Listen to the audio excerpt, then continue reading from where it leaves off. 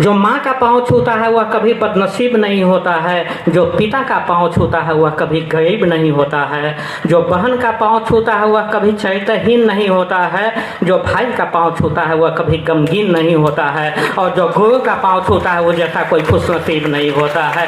राजन जी इन्होंने बहुत अच्छा संचालन है। इन्होंने कहा हंसी, आजकल हंसी चेहरे से है कहाँ। एक आदमी की तबीयत बहुत खराब चल रही थी, उसकी पत्नी कही कि आप जानवर के डॉक्टर से दिखा लीजिए। वो कहा कि हम बीमार चल रहे हैं, तुमको मजाक सूझ रहा है। उसकी पत्नी कही कि आपको जानवर का डॉक्टर ही ठीक कर पाएगा। कहा कैसे? कहा सुबह सुबह तो आप मुर्गा की तरह जग जाते हैं, घोड़ा की तरह दौड़ते हुए ऑफिस जाते हैं, गधा की तरह दिन भर काम करते हैं, लोमड़ी की तरह इधर उधर घूम के सूचना एकत्र करते हैं, बंदर की तरह बॉस के इशारों पर नाचते हैं, घर आकर कुत्ता की तरह हम लोगों को भौंकते हैं और भैंस की तरह सो जाते हैं। हर आदमी आज जानवर बन गया। आदमी है कहाँ? आदमी कोई नहीं। आपने किसी गधे के चेहरे पर मुस्कान नहीं देखा होगा, लेकिन धोखे से अगर मुस्कान देख लीजिए तो समझ जाइए वो आदमी बनने के प्रोसेस में है। और जिस आदमी के चेहरे पर मुस्कान नहीं देखिए समझिए वह बनने की तैयारी में है। अब आप लोग खुद समझ सकते हैं। हम यह हो गया है, दौर हो गया है, चेहरे से मुस्कुराहट गया। और जानवर के हॉस्पिटल में क्या लफड़ा है, गीतकार गीतेश के सिवा पूरी दुनिया में कोई आदमी नहीं बता सकता। गीतकार गीतेश ही बता सकता है। आप जानवर के हॉस्पिटल में चले जाइएगा तो वहाँ रजिस्टर में नाम लिखा जाता है मालिक का, जानवर का तो नाम नहीं होता है। और बीमारी लिखी जाती है जानवर की, नाम विनोद सिंह बीमारी पूंछ में सूजन। यही विडम्बना हम लोगों के साथ भी है, यह विडम्बना है हम लोगों के साथ, समझे कि नहीं। और राजन जी भाई अच्छे संचालन है, कहे कि आज बुक का लोकार्पण करना है, किताब का लोकार्पण। तो एक टीचर, इससे पहले शिक्षक भी आए, बहुत गणमान्य शिक्षक है। आजकल के बच्चे क्या होते हैं, शिक्षक क्या होते हैं, शायद आप भ्रम में हैं कि हम पढ़ाते हैं। एक टीचर कहे नालायक बुक खोल लिया कहो। कहा कि जी डेली बुक खोलते हैं। कहा किस सब्जेक्ट का बुक खोलता है? कहा फेसबुक खोलते हैं। तो आजकल के बच्चे यह है, फेसबुक खोलते हैं, यह है। लेकिन बुक का मतलब होता है BOOK, बुक का मतलब होता है बिग ओशियन ऑफ नॉलेज। बच्चों को उस गहराई में डुबकी लगाना पड़ेगा। और ज़्यादा बच्चे को पढ़ाने की ज़रूरत नहीं है। आप जितने अभिभावक हैं, हम आप खुद दोषी हैं। एक 10 साल के बच्चे को लेके गया, कहाँ से बच्चों का संस्कार खराब होता है। हम लोग कहते हैं आजकल के बच्चे खराब है, उसके पीछे हम आप हैं दोषी। 10 साल के बच्चे को लेके गया शहर में, बच्चा कहा पापा पापा केला खरीद दीजिए।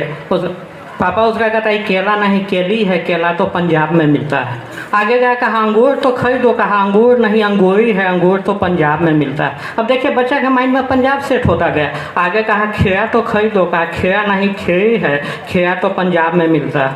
आगे गया, कहा खिलौना खरीदो। कहा खिलौना नहीं खिलौनी है, खिलौना तो पंजाब में मिलता है। ले आया, घर पर कुछ नहीं खरीदा। कुछ दिन के बाद एग्जाम आया, बच्चा एग्जाम में 0 नंबर ले आया। बाप भड़क गया, नालायक यही पढ़ता है 0 नंबर लाता है। बेटा वही सीखा था। कहा पापा ये 0 नहीं जीरी है, 0 तो पंजाब में मिलता है। उसकी माँ भड़क गई, कहा कि नालायक पापा से कहीं ऐसे बात किया जाता है? कहा ये पापा नहीं पापी है, पापा तो पंजाब में मिलता है। तो संस्कार हम खुद खराब कर रहे हैं, हम लोग खुद खराब।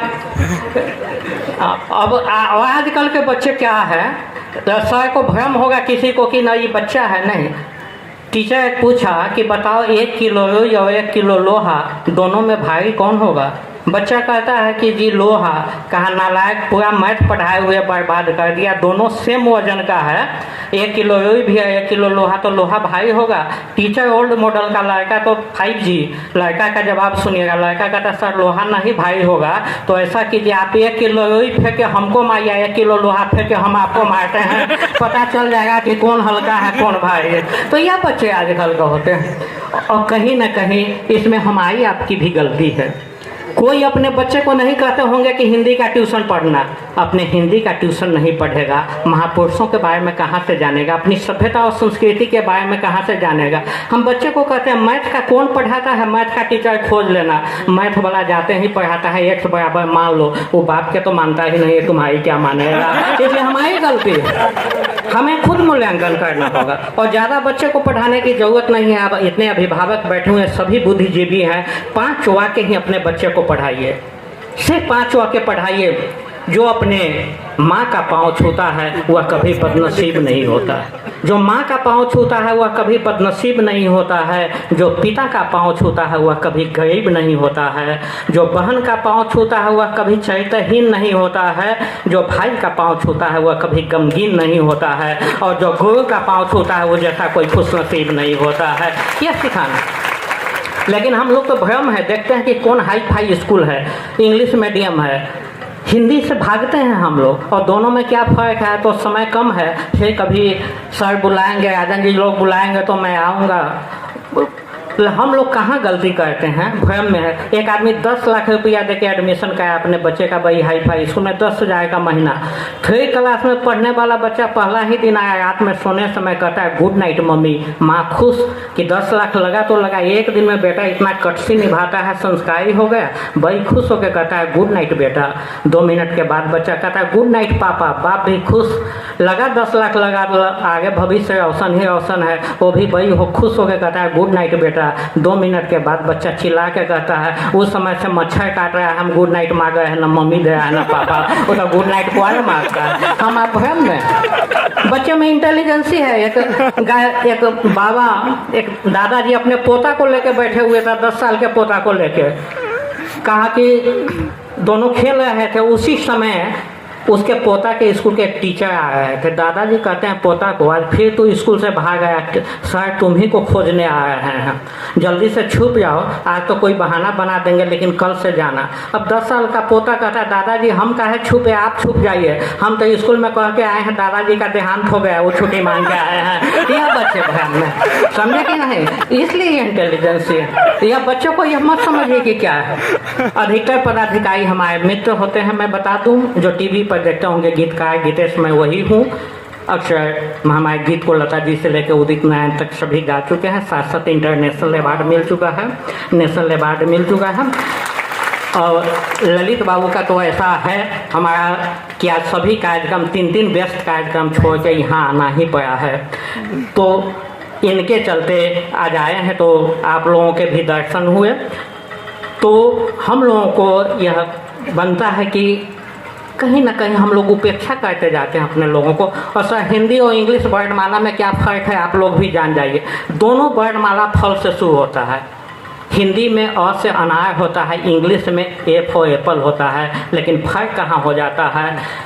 ए फॉर एप्पल से शुरू होता है, जेड फॉर जेब्रा पर जाके खत्म होता है, उस व्यक्ति संस्कार में जानवर बन जाता है। और हिंदी अनार से शुरू होता है, ज्ञ पर खत्म होता है, बालक ज्ञानी बन जाता है। इसलिए हम अपना संस्कार रखते हुए वह अपनावे तब कोई बुरी बात नहीं है। हम अपना संस्कार को भूल गए। जिस गेट पर लिखा हुआ रहता था ये बयान, मेहमान मेरा होता है भगवान के समान, लेकिन तरक्याते जमाना तो देखिए उस गेट पर लिखा है कुत्ते से सावधान। देखिएगा आपके यहाँ भी सर होगा VIP लोग, बहुत जगह तो गजब हो जाता है, VIP लोग लिखा रहता है सावधान यहाँ कुत्ते आते हैं, आदमी है कि कुत्ता है अंदर, यह हो जाता है। तो कहीं ना कहीं हम में पतन हुआ है। इसलिए उस पतन को हमें आज जितने आप देखते होइएगा, हम लोग VIP आदमी हैं, हम हैं, आप हैं, जिनको भी देखते होइएगा भ्रम में मत रहिए। कोई आदमी VIP नहीं होता है। हम भी पहले बड़ा भ्रम में जीते थे। एक आदमी बोला कि मैं पिछले 35 वर्षों से नियमित रूप से गीता का उपदेश सुनता हूँ, और गीता का उपदेश सुनता ही नहीं हूँ, उसी के मुताबिक जीवन भी जीता हूँ। मेरे मन में बड़ी श्रद्धा का भाव आया। ऐसे महापुरुष जो पिछले 35 वर्षों से नियमित रूप से गीता का उपदेश सुनते हो और उसी के मुताबिक जीवन जीते हो, मैं सोचा इनका तो पाँव छू लेना चाहिए। जो ही मैं उनका पाँव छूने गया तब तक बगल से एक आदमी आया, धीरे से कान में कहा गीता इसकी पत्नी का नाम न है, उसी के मुताबिक वो जीवन गया है पाकिस्तान। इसलिए जिसको लोग समझते हैं वो आता नहीं। और हम लोग कहाँ, हम लोगों की स्थिति है। मछली का बच्चा अपनी माँ से पूछा मम्मी हम लोग जल में रहते हैं, जमीन पर नहीं रह सकते हैं? माँ उसकी बड़ी मार्वेलस बात बोली, कहेगी बेटे जल में रहने वाले हम लोग फिश है, मछली जल में रहने वाला फिश होता है और जमीन पर रहने वाला सेल्फिश होता है, इसलिए हम लोग नहीं रह सकते हैं। हम आप कहीं ना कहीं सेल्फिश है, मूल्यांकन करना होगा। अमेरिका में अगर बिजली चली जाती है तो लोग डायरेक्ट बिजली ऑफिस में फ़ोन करता है कि क्यों बिजली चली गई। जापान में अगर बिजली चली जाती है तो लोग अपना फ्यूज चेक करता है कि फ्यूज में। अपने यहाँ जब बिजली चली जाती है तो लोग बगल वाला के घर देखता है, देखो तो उसके घर में लाइट जल रही है कि नहीं जल रही है। ऐसा दोस्त लोग हैं यहाँ का, काम कुछ नहीं करेगा। माननीय 2 विधायक महोदय हम स्थिति का चित्रण कर रहे हैं।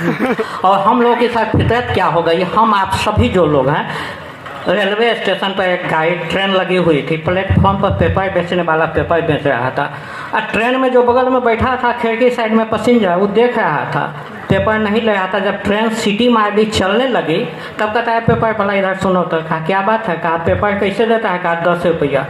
10 रुपया दिया, कहा पेपर दे दो। तो कहा उस समय से हम पेपर क्यों नहीं ले रहे थे, बेवकूफ़ नजर आते हैं। पेपर वाला कहता है देखने में तो आप बहुत काबिल नजर आते हैं, क्यों नहीं ले रहे थे, मुझे क्या पता। कहा वो 10 का नोट दिए हैं, से ना देखो 4 भाग में फटा हुआ है, अब तो ट्रेन चलने लगी, हमारा क्या कर लेगा। वो बेचारा देखता है तो 4 भाग में नोट फटा हुआ है। तो पेपर वाला कहता हम बेवकूफ़ है, कहा तो बेवकूफ़ है, कहा पेपर ना देखो आज का कि 1 महीना पुराना है, तो हमारा क्या कर लेगा। यही हम आप हैं, मूल्यांकन सब एक दूसरे को ठगने में लगे हुए हैं, और जिस दिन हम अपना सही मूल्यांकन कर लें तो फिर स्थिति होगी। तो और बहुत सारे वक्ता है, माननीय हैं। अब चलते चलते मैं यही कहूँगा कि कुछ पल के बाद हम बिछड़ जाएंगे, कुछ पल के बाद हम बिछड़ जाएंगे, दिल में झांकिएगा हम नजर आएंगे, वायदा है दोबारा मुलाकात का, आपकी मोहब्बत ही ऐसी कि फिर आएंगे, और शब्दों की फिर से बरसात होगी, ज़िंदगी की वो सबसे हंसी रात होगी। खुदा आपको यूँ रखे सलामत रहे, हम भी जिंदा तो मुलाकात होगी। रहे हम भी। धन्यवाद। बहुत बहुत धन्यवाद गिरीश जी, आपने सब्सक्राइब करें हमारे channel M Singh found news को, और बेल आइकन को प्रेस करने के बाद नोटिफिकेशन को ऑन कर लें कॉम्पिटिटिव एग्जाम की तैयारी एवं संबंधित सभी जानकारी सबसे पहले पाने के लिए।